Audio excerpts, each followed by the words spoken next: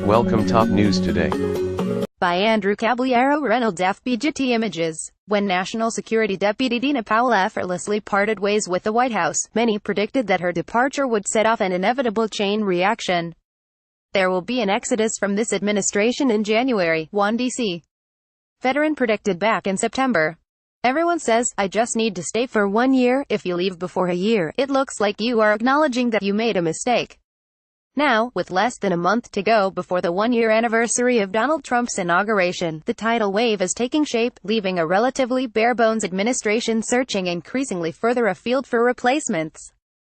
Thursday alone saw the departure of Rick Dearborn, a campaign holdover and the president's current deputy chief of staff, and Jeremy Katz, deputy director of the National Economic Council.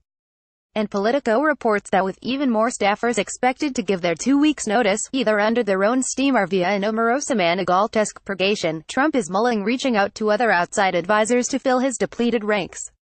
Those at the top of Trump's list reportedly include Larry Kudlow, a former Ronald Reagan advisor, who may replace Gary Cohn as National Economic Council director. Cohn has not announced plans to leave but told friends he'd be weighing his options over the holidays. Trump is also considering a handful of controversial loyalists who couldn't make it to the White House the first time around. Jason Miller, his initial choice for communications director, who left the transition team over an affair with a coworker.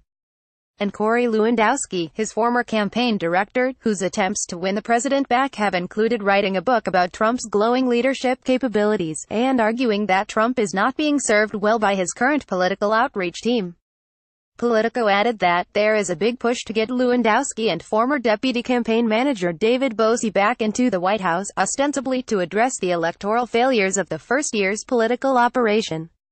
The myriad exits threaten to erode the administration's vacancy problem. As of November 22, there were still more than 250 open positions in the White House, which seemingly has no plans to fill them immediately. But bigger concern, as one former administration official told Politico, is that the exodus could lead to a brain drain from the policy staff, and an effort to turn the White House into more of a political or messaging operation. Add to that the potential for an electoral slaughter in 2018, the relentless pressure of the Russia probe, and the volatile nature of Trump himself, and it's no wonder only the most inexplicably loyal foot soldiers would aspire to work in the White House.